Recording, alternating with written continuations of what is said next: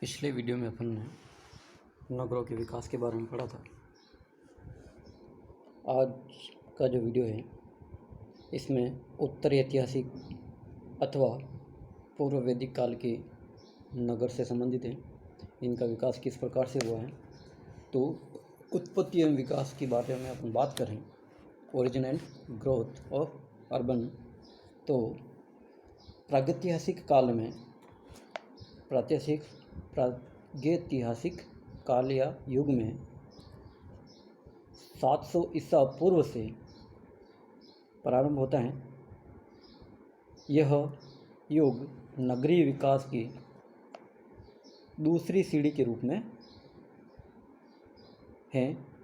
इससे पूर्व नदी घाटी सभ्यताओं के समय विकसित नगरों का लगभग पतन हो चुका था अथवा वे अपने विकास की अंतिम अवस्था में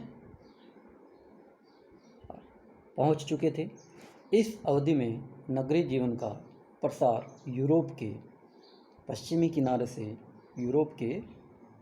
किनारे से लेकर के पूर्व में भारतीय उपमहाद्वीप, ध्यान रखना है आपको, ये भारतीय उपमहाद्वीप तक हो चुका था। दक्षिण पश्चिम एशिया, यूरोपीय रूस, भूमध्य सागर के समीप स्थित देशों में नगरीय जीवन का प्रसार हुआ। इन भूभागों में नगरीय सभ्यता का विकास होने के बाद यह सभ्यता चीन, पूर्वी एशिया व मध्य अमेरिका में भी विकसित हुई। भारत में नगर निर्माण का यह महत्वपूर्ण युग था, जिसमें नगरीय जीवन का प्रसार सारे देश के सभी भागों में हुआ था। यहाँ प्राचीन साम्राज्यों, गणराज्यों के शासकों, बौद्ध, जैन, हिंदू धर्म के विचारकों, मौर्य वंश, गुप्त वंश, हर्ष के साम्राज्य के अधीन अनेक नगरों का विकास इसके अंतर्गत हुआ था। विशेष रूप से यह उत्तर भारत में हुआ था। मौर्य साम्राज्य के विस्तार के कारण दक्षिणी भारत में भी नगरीय सभ्यता का प्रसार इसी समय हुआ। यह नगरीय विस्तार पूर्वी तट पर विकसित होने के साथ साथ आगे लंका व पूर्वी द्वीप समूह तक पहुंच गया था। भारत में प्रागैतिहासिक काल का उतार चढ़ाव जो है बहुत देखने को मिला। इसमें उत्तर हड़प्पा काल लगभग 1000 वर्ष अथवा 1500 ईसा पूर्व से 500 ईसा पूर्व का माना जाता है। इस समय भारतीय इतिहास का अंध युग इसको माना जाता है, क्योंकि इस समय घटित होने वाली घटनाओं के प्रमाण नहीं मिलते हैं। पंजाब का मैदान भारत में नगरीय सभ्यता का प्रमुख केंद्र रहा है। 1500 ईसा पूर्व में आर्य लोग यहाँ पर अपना प्रभुत्व जमाए हुए थे तथा वे सबसे बड़े ग्रामीण समुदाय के रूप में रह रहे थे। इनके ग्राम पूर्ण रूप से आत्मनिर्भर होते थे। नगर अधिक संख्या में नहीं होते थे। मोहनजोदड़ो, हड़प्पा जैसे कोई नगर यहाँ पे नहीं थे। मोहनजोदड़ो, हड़प्पा जैसे अन्य कोई नगर यहाँ पर नहीं थे, जो आपको ध्यान रखना है। ईसा से 500 वर्ष पूर्व से लेकर ईसा की मृत्यु बाद के 647 ईस्वी तक के समय को शास्त्रीय काल, यानी इसको क्लासिकल पीरियड भी कहते हैं, की संज्ञा दी जाती है। भारत में इस समय के प्रारंभ के इतिहास के बारे में कुछ निश्चित ज्ञात नहीं है। केवल बौद्ध काल के कुछ महत्वपूर्ण नगरों जैसे तक्षशिला, सांची, नालंदा, तिरहुत, राजगिरी, अजंता, त्रिशूर, नागार्जुन, कोंडा, कौशाम्बी आदि नगरों का विकास हो चुका था। इस अवधि में राजनीतिक, प्रशासनिक व्यवस्था तथा धार्मिक व्यवस्था के नगरों के स्थापना पर सबसे अधिक प्रभाव दिखाई पड़ता है। गिडियन जोबर्ग ने कहा है कि राजनीतिक शक्ति संरचना नगरीय जीवन की वृद्धि एवं ह्रास को समझाने का मुख्य कारक हैं। इस काल में नगरों के विकास का प्रमुख विद्वानों के विचारों को इस प्रकार रखा जा सकता है, जिसमें बहुत सारे विद्वान हैं।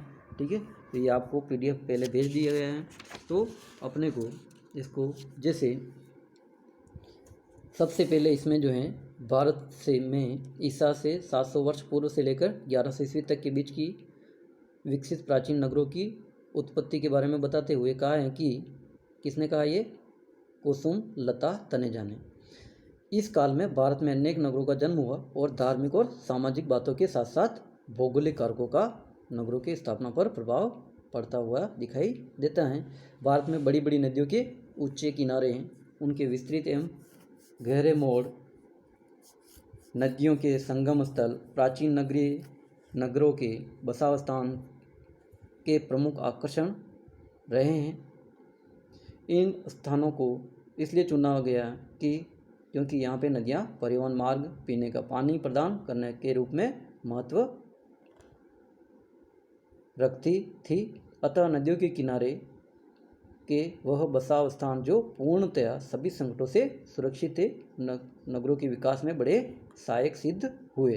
वे नगर बहुत अधिक विकसित हो गए जो खाद्यान्न वितरण का नियंत्रण करने की स्थिति में थे तथा बाहरी आक्रमण से पूर्णतया सुरक्षित थे। ठीक है, इसी प्रकार मनसारा के अनुसार आर्यावर्त गंगा और सिंधु घाटियों तक फैला था। आर्यावर्त गंगा और सिंधु घाटी तक फैला था। इसमें व्यापार के लिए पत्तन, सुरक्षा के लिए दुर्ग और राजधानी, शिक्षा के लिए विश्वविद्यालय और उद्योगों के लिए नगरों का विकास हुआ था।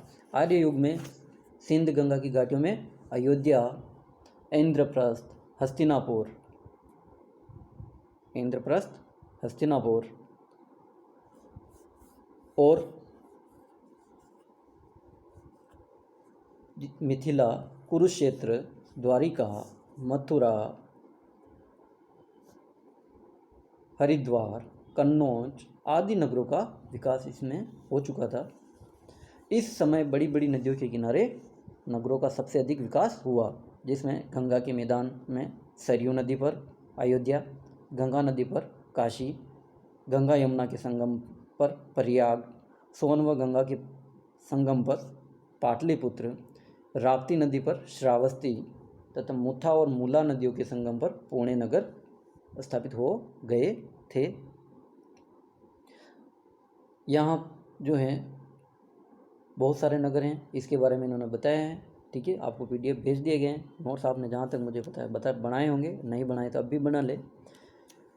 CN द्विवेदी ने भी अपने विचार व्यक्त किए। इन्होंने ऋग्वेद के काल में गंगा यमुना के द्वाब में अथवा अंतर्वेदी में आर्य लोग आए थे और महाकाव्यों के रचित होने के समय पांचाल लोगों ने अपनी राजधानी स्थापित कर ली थी।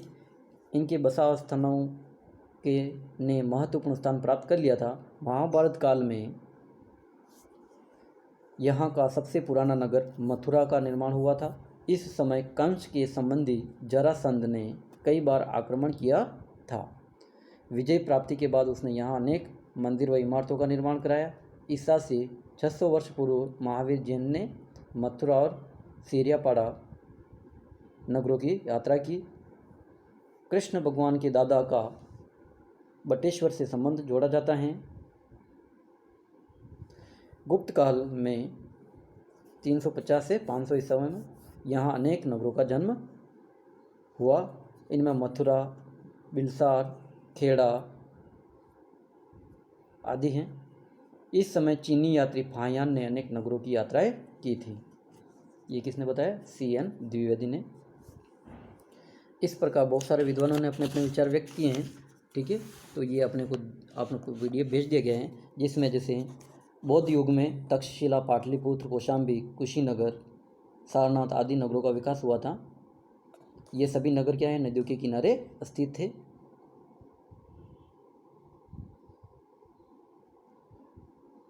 उसके बाद में अपन देखें मौर्य काल में, तो मौर्य काल में अनेक परिवर्तन देखने को में आए।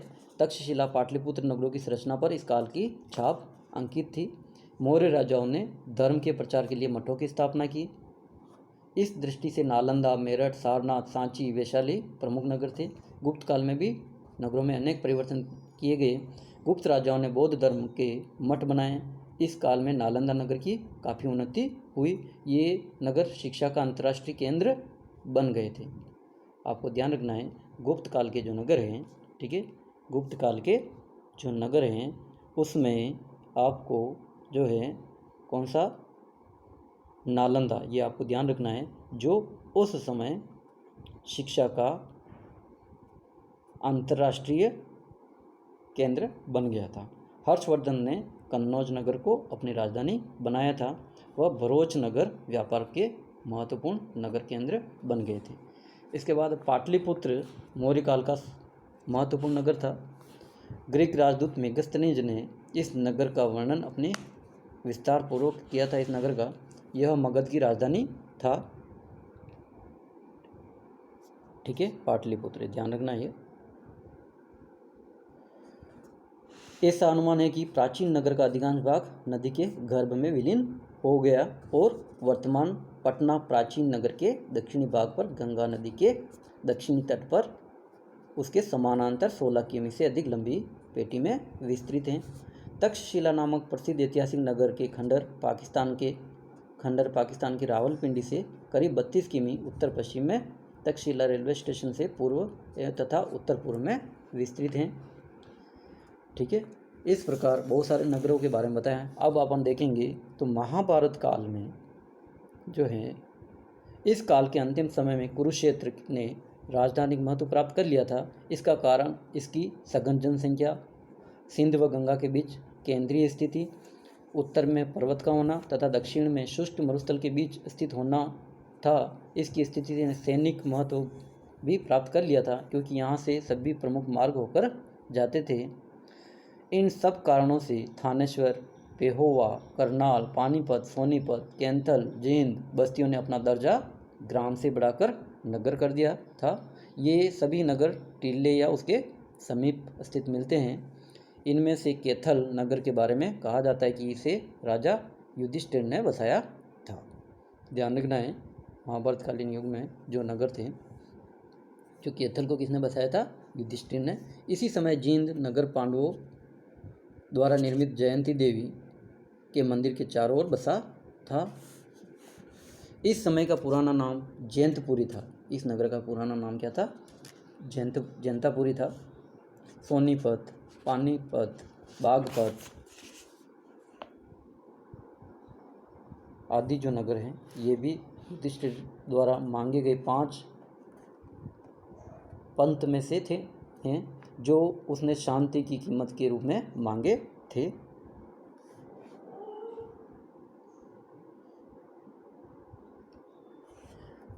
दिल्ली मथुरा मार्ग पर एक ऊंचे टीले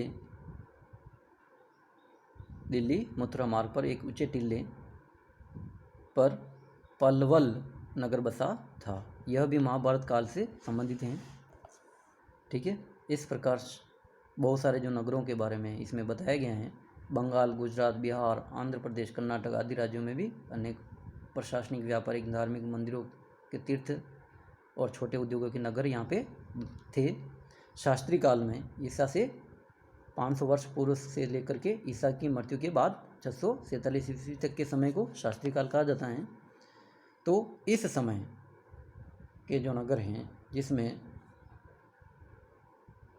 तक्षशिला, सांची, नालंदा, तिरहुत, राजगिरी, अजंता, त्रिशूर आदि कोंडा नगरों ने जो ये महाभारत, ये जो काल की वे नगर थे, बहुत सारे नगर इनमें से। तो पुरातत्व खोजों के आधार पर पता लगा है कि रोहतक, बठिंडा, हांसी नगर जब से बसे हैं तब से लेकर आज भी हमें बसे हुए मिलते हैं, जबकि अन्य नगरों ने आज या तो गांव का रूप धारण कर लिया है या फिर उन्होंने अपने बसाव स्थान में परिवर्तन कर लिया है। तो ये जो है अपने को ध्यान रखना है। पुराने भारतीय लेखों से भारत की राजनीतिक स्थिति के बारे में पता लगता है कि महाजनपद के समय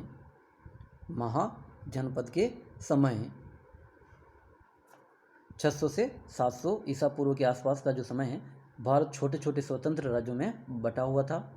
आमतौर पर ये राज्य परस्पर मित्रता से रहते थे, लेकिन कभी कभार उनमें परस्पर युद्ध भी होते रहते थे। प्रत्येक राज्य को गांव, नगर व राजधानी नगरों में बांट दिया गया था। प्रत्येक राज्य का राजा मेट्रोपोलिस अर्थात राजधानी में रहता था। अब जो है परिवर्तित नगर, सतलज यमुना विभाजन में अनेक ऐसे नगरों के उदाहरण मिलते हैं जो उस समय बस गए थे, बाद में उजड़कर फिर बस गए। यानी इसमें क्या है, पहले नगर थे, फिर उजड़ गए, फिर बाद में वहाँ पे नगर बन गए। तो युगांतर नगर में के बारे में बताया जाता है कि इसकी स्थिति वहाँ पर थी जहाँ पर आज जगाधरी बसा हुआ है, जो कि युगांतर के स्मारक चिन्ह के रूप में है। जगाधरी के निकट प्राचीन नगर सरुदगना के चिन्ह मिले हैं। इस प्रकार यहाँ पे भी बहुत सारे नगर जो आप ये मैप में देख सकते हैं, ये बनाया गया है, तो आपको इसमें देख करके अपने को इस डायग्राम को बनाना भी है। अब जो है विश्व के अन्य भागों में उत्तर ऐतिहासिक कालीन जो नगर हैं, जिसमें प्राचीन यूनान नगर, जिसमें अपन बात करें, ठीक है, तो प्राचीन यूनान के जो नगर हैं, एशियंट ग्रीक सिटीज़, जिसमें छोटे छोटे अनेक नगर राज्य थे जिनमें आपस में युद्ध हुआ करता था। अतः युद्ध की आवश्यकता के अनुसार छोटे छोटे नगर राज्यों को मिलाकर बड़े नगरों की स्थापना की गई। ये बड़े नगर राजधानी बने, जिसमें एथेंस, स्पार्टा, कोरिंथ, मेगारा इसी प्रकार के नगर हैं। एथेंस आपको ध्यान रखना है, ठीक है, ये यूनान की राजधानी है। यूनानी लोग प्रारंभ में असभ्य थे। यूनान पहाड़ी प्रदेश हैं, इसलिए यहाँ खेती के लिए उत्तम भूमि का अभाव है। इस अभाव ने यूनानियों को व्यापार और उपनिवेश स्थापित करने की ओर उन्मुख किया, और व्यापार और उपनिवेश क्रियाएं बढ़ जाने के कारण नगरों की वृद्धि हुई। नगरों के विकास में निम्नलिखित कारक भी सहायक रहे हैं, जिसमें पहला क्या है, समतल भूमि के अभाव में ये कस्बे और नगर प्राय छोटे होते थे, जिनकी जनसंख्या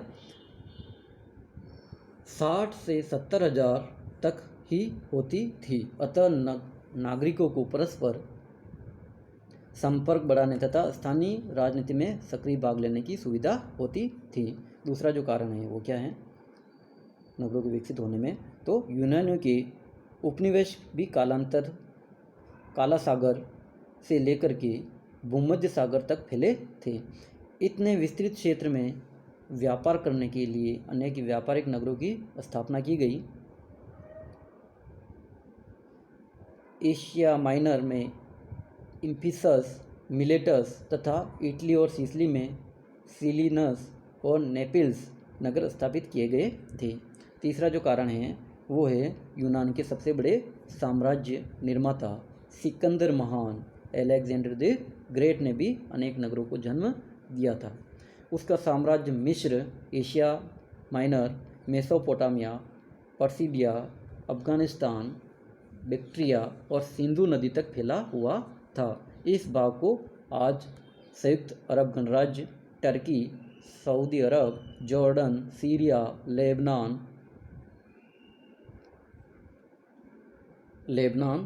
इराक, ईरान, अफगानिस्तान व पाकिस्तान देशों के नाम से वर्तमान में इनको जाना जाता है। उसने मिस्र से अफगानिस्तान तक अनेक नगर बसाए। उनके द्वारा स्थापित नगरों में भूमध्य सागरीय तट पर नील डेल्टा है के उत्तर पश्चिम भाग में स्थित सिकंदरिया सबसे प्रसिद्ध नगर हैं। ये आपको ध्यान रखना है, ठीक है। यानी कौन सा नगर, सिकंदरिया जो है वो किसने बसाया था, सिकंदर ने, ठीक है। ये कहाँ पे है, नील नदी के डेल्टाई भाग में है, ठीक है, ध्यान रखना है आपको। सिकंदरिया जिसको अलेक्जेंड्रिया भी कहते हैं,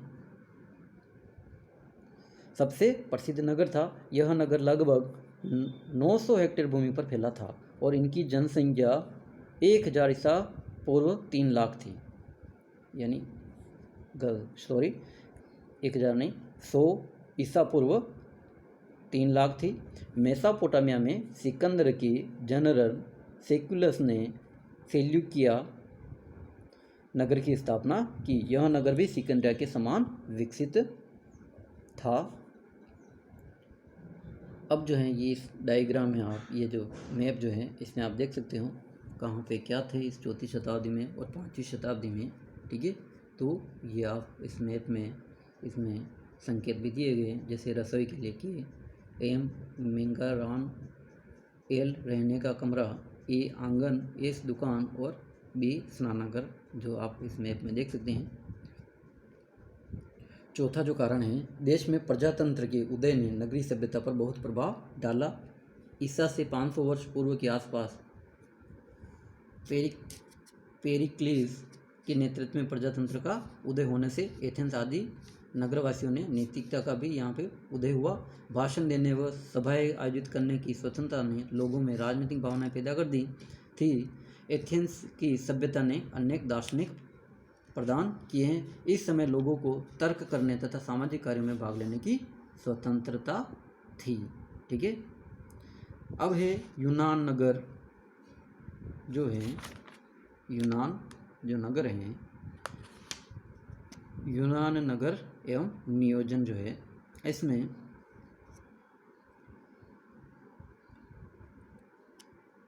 नियोजन से पूर्व यूनान के नगरों की दशा। सबसे पहला जो बिंदु है, यूनान में प्रजातंत्र पनपने के समय यूनान के नगर जल प्रवाह व सफाई के प्रबंध की दृष्टि से पिछड़े थे। सड़कों की दशा खराब थी, पानी स्थानीय कुओं से प्राप्त होता था, बेकार चीज़ें सड़क पर यूं ही फेंक दी जाती थी। नगर में महल नहीं थे बल्कि मंदिर थे। सार्वजनिक इमारतें बहुत कम व साधारण प्रकार की थी। सार्वजनिक सभा स्थल को पाइन्स कहते थे, जहां खुले स्थान पर बैठकर सब लोग राजनीतिक चर्चाएं करते थे। अगोरा नगरीय कार्यों का प्रमुख केंद्र था, जो बड़ा ही व्यस्त था। उच्च व निम्न वर्ग के लोगों के मकानों में विशेष अंतर नहीं था। लगभग सभी नगर सुरक्षित दीवारों द्वारा ये घिरे हुए थे। ये आपको ध्यान रखना है, यानी जो उस समय के जो नगर थे वो क्या है, सुरक्षित दीवारों द्वारा घिरे हुए थे। दूसरा जो बिंदु है, नगर नियोजन व नियोजन के बाद यूनान के नगरों की दशा। तो इसमें क्या, इन नगरों की ओर शिक्षकों, दार्शनिकों एवं राजनीतिकों आदि का सभी का ध्यान गया। 5वीं शताब्दी के अंतिम भाग में हिप्पोडेटमस नाम के वास्तुशिल्पकार ने नगरों के लिए जालीदार रूपरेखा तैयार किया। उसने नगर नियोजन विज्ञान का विकास किया। सड़कों की यह रूपरेखा मिस्र, मेसोपोटामिया, सिंधु घाटी के नगरों की सड़कों के ज्यामितीय रूप से मिलती जुलती थी। उसने नगर की आदर्श जनसंख्या 10,000 तक बताई थी, जबकि प्लेटो नामक दार्शनिक ने आदर्श जनसंख्या 50,000 से 10,000 के बीच बताई थी, ठीक है। तो ये आपको ध्यान रखना, प्लेटो वगैरह ने कितनी बताई हैं, ठीक है। अब जो है प्राचीन जो रोम नगर हैं, इसके बारे में अपन आज जो है बहुत है। धन्यवाद।